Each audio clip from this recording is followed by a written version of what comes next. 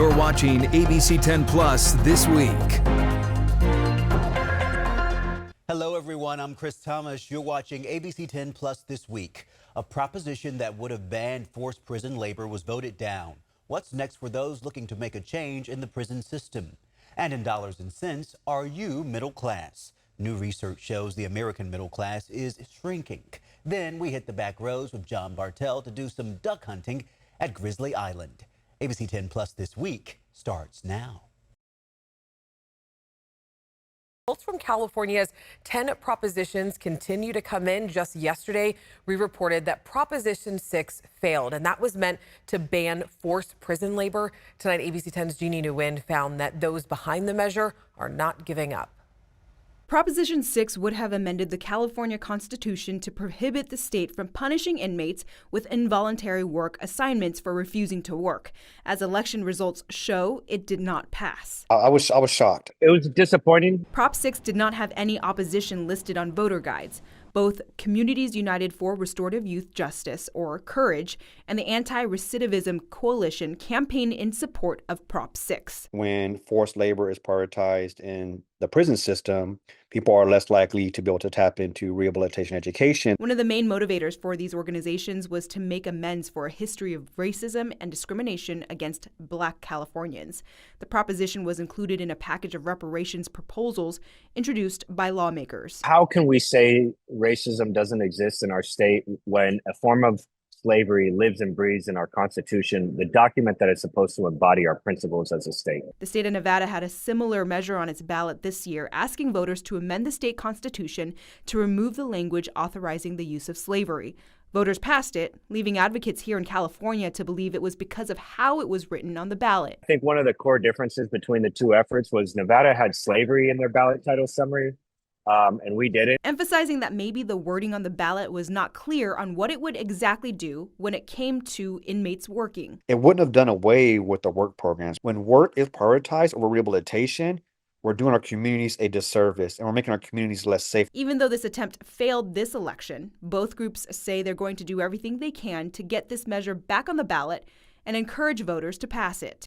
All right, let's bring in Jeannie, who's been following this for us. Jeannie, I have to ask you, did these groups try to get the word slavery into the language that appeared on the ballot? Yes, they did try. But, you know, Alex, it's ultimately up to the Attorney General's office to make the final decision on what appears on the ballot. Now, I did reach out to the AG's office to ask why any mention of slavery was not included in the ballot. A spokesperson would not answer that question, but did say when considering a title and summary, the AG's office considers a variety of things, including the complete text of the measure, the fiscal analysis, and public comments. And of course, we will have the full statement on our website at abc10.com.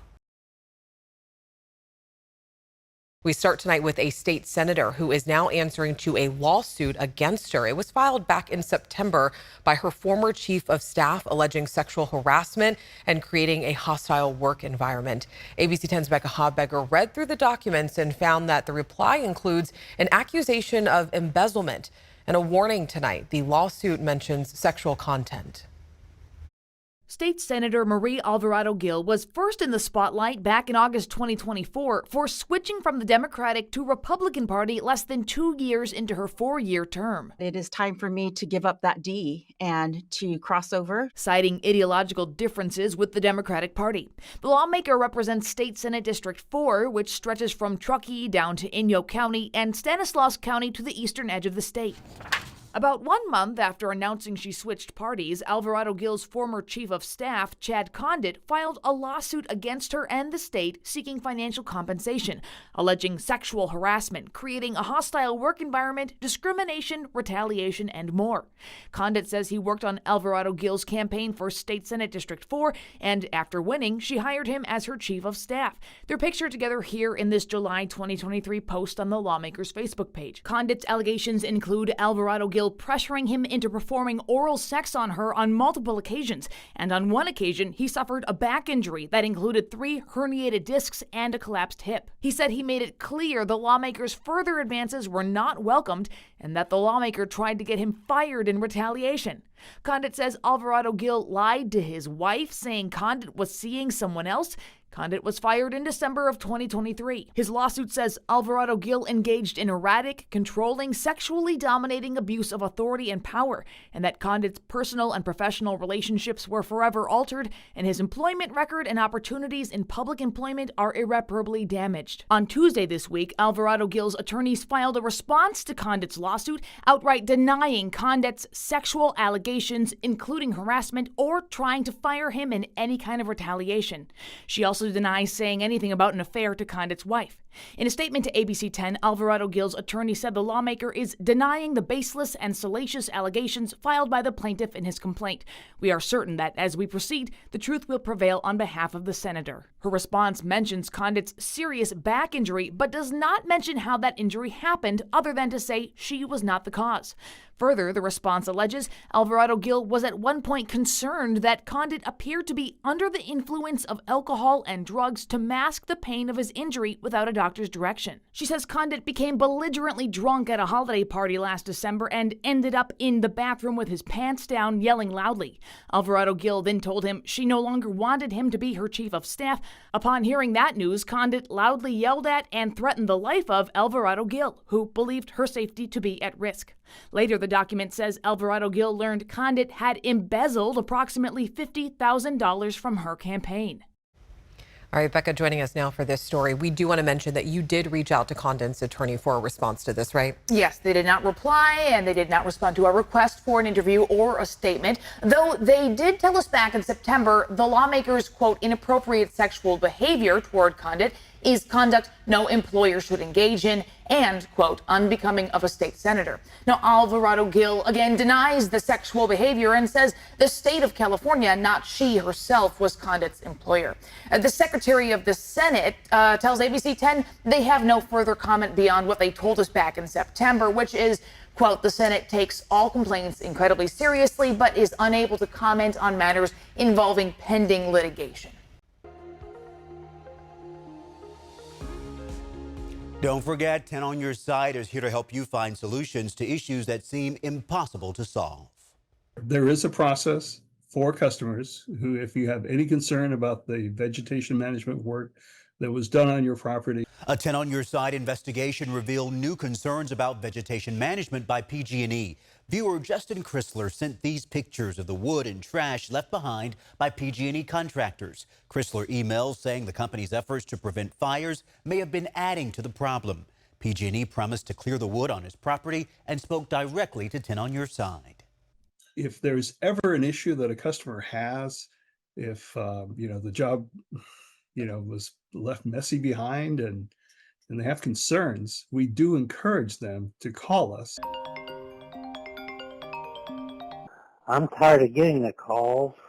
I think everybody does get them. Viewer Gary contacted 10 on Your Side saying he's been inundated with robocalls from people trying to get his bank card information. He says the last time he refused to give out the sensitive information, he got quite the surprise. He went from being a squeaky voice woman to a deep voice guy who then proceeded to curse me out for wasting his time. We know he's not alone, and so we have an entire section online dedicated to how to avoid becoming a victim and perhaps even stop the calls. Just head here to abc10.com/robocalls.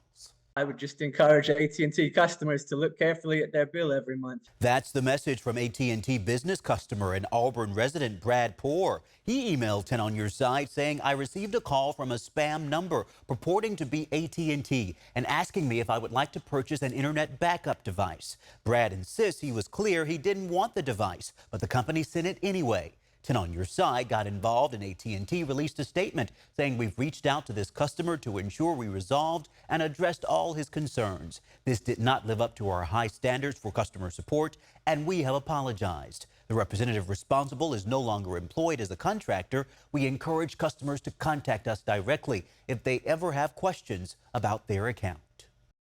Now, AT&T says they also applied a 6-month courtesy adjustment of $321 because of that negative experience. ABC10 is here to help. Do you have a problem and don't know where else to turn? Email me at onyourside@abc10.com. Time now for Dollars and Cents. Tonight we're asking, are you in the middle class? Research shows the American middle class is shrinking. If you're not feeling great about that, you're not alone. Experts say a widening gap between the rich and poor can lead not only to economic problems, but also stress and anxiety. I talked with an economist to understand where the change is coming from and what can be done about it. Latest data from Pew Research Center show the American middle class income is between $56,000 a year to just under $170,000 a year. Research shows fewer people are earning that. The sort of general concern has been that it's been shrinking and been shrinking for a while. The Pew Research Center says about half of U.S. adults lived in middle-income households in 2023, but compared to 1971, more than 60% did. Derek Stimmel, economics professor at UC Davis, says while there isn't a strict definition of middle class, having a strong one is a good thing. The more sort of robust your middle class is, the more you sort of have a consumer base in your economy, and that will kind of help keep the economic activity and the spending going. Stimmel says cost of living, including housing, is a big factor in how comfortable people feel with their income and if they perceive themselves as middle class. Californians in particular could likely feel less comfortable because our cost of living is so much higher than most of the country. If I'm not feeling great about or feeling sort of secure in my financial position, that's going to impact all the financial decisions that I make. Experts say a widening gap between the rich and poor can lead to some troubling economic trends, like more debt and less investment in education. What on the margin can I really do to make myself feel a little bit more secure? Does that mean cutting back a little bit on spending or something like that? Or does it mean, not borrowing as much as maybe I would otherwise borrow, or maybe holding off a little bit on some big ticket item that I'm thinking about? To keep the middle class strong, Stimmel says governments should do what they can to allow creativity, entrepreneurship, and risk-taking spirit that boosts economic activity. And individuals should have a financial plan and savings and try to have a variety of skills that are adaptable to different kinds of jobs that can help you feel more ready and flexible should change occur. Some good information there. Are there other ways to know if perhaps you're in the middle class? Yeah, that's a great question. It is a really fluid number that depends on where you live, Chris, but we do have a middle class calculator from Pew that takes in your city, income, and number of people in your household. I've done it. It's easy. It takes just a few seconds. We have that on our website, ABC10.com, and you can find all my dollars and cents stories streaming now on ABC10 Plus. The app is free and available on Roku, Amazon Fire TV, and Apple TV. You can also email me your questions at lpainter@abc10.com. This holiday season, ABC10 is working with food banks across our area to help people in need, including the Second Harvest of the Greater Valley in Manteca. Yeah, the nonprofit is seeing a growing number of families looking for help putting food on the table, and they need your help. In California, an estimated 17% of kids don't know where their next meal is coming from. In San Joaquin County, that number is even higher, 19%. It's a statistic that fuels the Second Harvest of the Greater Valley in Manteca. I'm hearing stories from moms or from dads that never thought they would ever have to come to a food bank. But that mentality of, well, there's always somebody worse off than me is starting to go away as people's budgets are starting to get tighter and tighter. The food bank is in the business of putting food on the table for hundreds of thousands of people in not only San Joaquin County, but 7 other counties as well. CEO Jessica Vaughn says she's seen an increase in the number of people who need help. Over the last year, the need has really changed. We're starting to see more families and more working class Americans that are coming in and receiving the help from the food bank than ever before. It's part of the mission of Second Harvest to be able to help, and to be able to give back to the community. Amber Guthrie is one of the food bank's volunteers. She sees firsthand the growing need and the profound gratitude. Getting the hugs from the parents or the kids to say thank you for being there and giving them food so that they have food to be able to eat. Food should be a right, not a privilege. For Ann King, volunteering at Second Harvest for the last 14 years has been a privilege, getting a front row seat to the good in humanity. I think it's just amazing. People give what they can. We had one person who sent in an envelope, and it had a dime. It was what she could afford. For both Anne and Amber, their message is very clear. Share whatever you can. My mother had a saying one time. She said, if you have, share. So you have something, then you should share it. If everybody said, okay, I'm not going to have a Starbucks, you know, for the day or whatnot, how many people could that help feed? And keep in mind, if you would like to help, all you have to do is head over to abc10.com/standagainsthunger to make a donation. Giving just $5 will make 15 healthy meals possible for a family in need. City of Sacramento's Front Street Animal Shelter says that it has outgrown its current space and they're looking for a new location. One place that they've been eyeing is where the Sacramento Zoo is currently located in Land Park. ABC 10's Becca Habegger talked with the shelter leaders about their vision for the future. So this is one of our adoptable dogs section here. We've got everybody pretty much doubled and sometimes quadrupled. Philip Zimmerman is Animal Care Services Manager here at the City of Sacramento's municipal Front Street Animal Shelter. We are just under 150 dogs and just under 100 cats here in the shelter. He says the shelter, which takes in some 9,000 animals per year, is consistently operating at about 150% capacity. We do what we can with what we've got. And, you know, we have made a lot of changes over the years and added buildings, but now there's no room to add on to this facility. It's not just a matter of crowded kennel space. This is where all the laundry is done. Leah Morris is chair of Sacramento's Animal Well-Being Commission, which advises City Council on matters related to Front Street Animal Shelter. She says spaces where volunteers and staff do the laundry and dishes are outdoors. We live in Sacramento where it can be 110. Now that it's winter, it can be freezing in here, it can be raining. This is an example of one of the challenges of this facility because there's no space to grow into. If you're having trouble hearing her, it's the I-5 traffic just yards from Front Street. We still have surgery going on. Leaders say the medical building is too small for the volume of spay, neuter, and other surgeries performed here. There's no way to do volume. The staff are kind of crashing into each other. These issues and more are detailed in a newly published shelter needs assessment commissioned and funded by the city. What we've come to learn is that this acreage here is not sufficient. This is on approximately 1.8 acres. We need approximately 7 acres. So shelter leaders are eyeing other locations, including the property where the Sacramento Zoo is currently located in Land Park. There's a lot of infrastructure there. In fact, I believe there's a medical clinic there at the zoo. There are plans to move the zoo to Elk Grove, as ABC 10 has reported, which will free up this property in coming years. In Sacramento, Becca Habegger, ABC 10. And shelter leaders plan on presenting this new report to City Council in coming months. It says a new shelter could cost north of $50 million. Leaders know that a shelter is still years away, but if you do want to help in the meantime, you can donate to the shelter. You can also donate your time or become an animal foster family.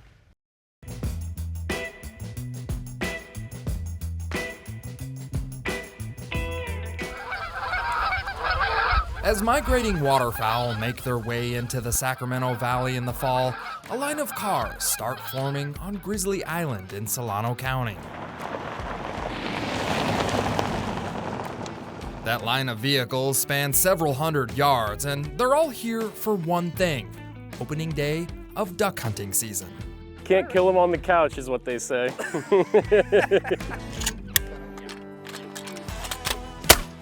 Grizzly Island Wildlife Area is one of California's largest and most popular duck hunting areas.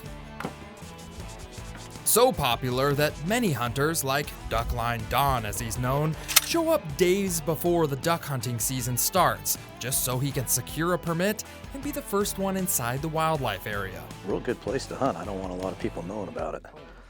So, well, I think the secret's out. I mean, well, I know a lot of people know about it now, but it's just you want to just keep it like a little pro on it. Very few hunting areas in the state have this much demand, and being among the first in line on opening day of duck hunting season has become a long-standing tradition for many of these hunters. I think that tradition people can't miss out on. You know, no matter if they knew they had a better hunting spot to go to, they like the whole concept of a couple days of hanging out. Once you are in line, there's not much to do except catch some sleep or maybe enjoy an adult beverage or two. This is, you It's 5 o'clock drink a little beer, you know. Much of the island's wetlands are managed by the California Department of Fish and Wildlife, or CDFW, and they only issue 350 permits. That's sweat line. And we call it sweat line because you're sweating if you're going to get in or not opening day. Okay. Matt Mooney's been hunting this area for 57 years in a row, and he's learned to get here early and get here in style. I notice there's a lot of different sleeping arrangements out Right. here. It seems like you've got yours down pretty good. I'm in the Taj Mahal, you know? Yeah. On the other side of the permit checkpoint, Grizzly Island Wildlife Area Manager Randy Weinrich took me out to one of the duck blinds where hunters will be setting up. In our total Grizzly Island Wildlife Area, it's just over 14,000 acres. And it's comprised of 9 different units. Randy says the food-filled wetlands on Grizzly Island is just a stopping point for millions of migratory birds on the Pacific Flyway. So roughly you could see up to 12 different species of ducks out here on any given day. The waterfowl are on their way from Canada to Mexico, and Grizzly Island gets a little crowded, which is not necessarily a good thing for birds. Sick birds can come into that area, and just being that ducks are such a tight-knit group and they stay in large groups all together, that disease can spread rapidly. So it would cause just mass die-offs. We do see that every so often with botulism or cholera outbreaks. It affects a lot of our region and a lot of our wildlife areas. Diseases like avian flu can be a real problem in dense bird populations, and because humans have forced wildlife into confined spaces, natural predators like coyotes have a hard time managing the bird population all by themselves. So to help prevent disease, starvation, just massive die-offs, we implement a hunting program to help kind of mitigate that. Hunters not only help manage the bird population, but the licenses they buy help pay for restoration and enhancement projects. What kind of duck are we looking for? Mallard, teals, snooties, and probably woodies. Regardless of your stance on hunting, at its core, this sport is about enjoying everything nature has to offer, whether you come home with a bird or not. How's it go? A bad day of hunting beats a good day at work. Yeah. Yes, sir. From opening day of duck season on Grizzly Island, I'm John Bartell. Hope to see you on the backroads.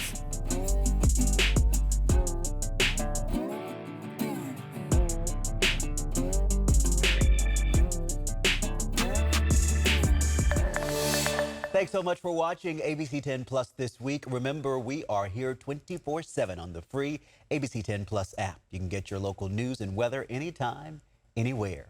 I'm Chris Thomas. We'll see you next time. Hey, Bob, here's dinner. Thanks, Dad.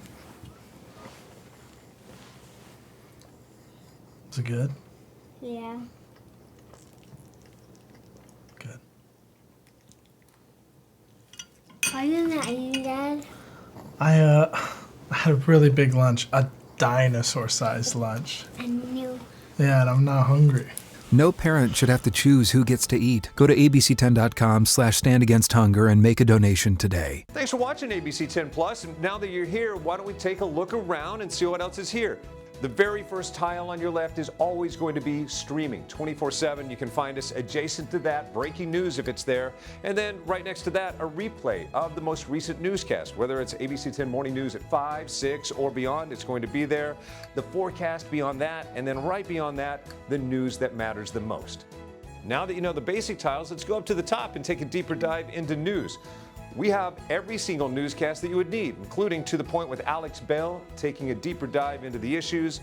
Beyond that, ABC 10 Morning News at 5 and 6 and 11, the evening shows as well. Below that, you can watch the top stories from To the Point. Under that, Dollars and Cents, where you can learn how to navigate this challenging economy. And below that, you can watch our award-winning ABC 10 Special Investigations, where we hold the powerful accountable. Going into weather, look, it's the 10-day forecast, getting you ready for the weekend and beyond.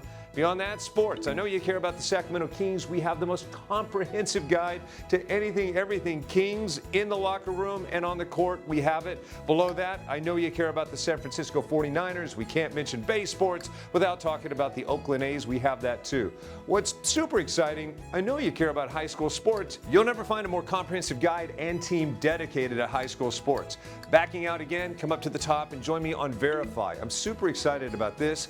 Our experts are checking the facts, verifying the truth for you. Jump up now to shows. Very excited about this. Oh, look. It's Take a Look. This is my show. I love movies, and if you love movies or streaming shows, whether it's on screens this big, or this big, it's Take a Look. Recently went behind the scenes, sat down with Lady Gaga and Joaquin Phoenix to talk about Joker 2. I love the movie, and oh, I just heard you shout you hate the movie. Jump in, we talk about it on this show. Other shows, Bartell's Backroads, go up and down the state of California, tank of gas getaways, one fuel cell getaway, like places like the Toy Museum.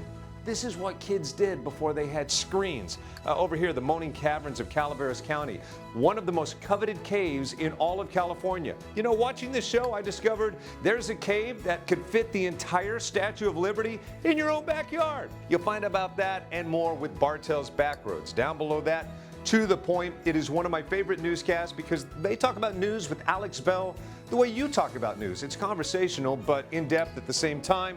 Below that, Your California Life. Love this show. Whether it's entertainment, food, beverage, lifestyle, it's there. Desiree Shepherd hosts and does an amazing job. So there you have it. It's ABC10 Plus, the app. What do you need? We heard you and we got it. Thanks for watching. Thanks for streaming. Hey Bob, here's dinner. Thanks, Dad.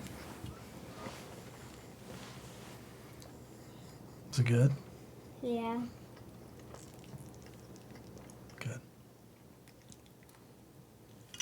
Why didn't I eat, Dad? I had a really big lunch, a dinosaur-sized lunch. I knew. Yeah, and I'm not hungry. No parent should have to choose who gets to eat. Go to abc10.com/standagainsthunger and make a donation today.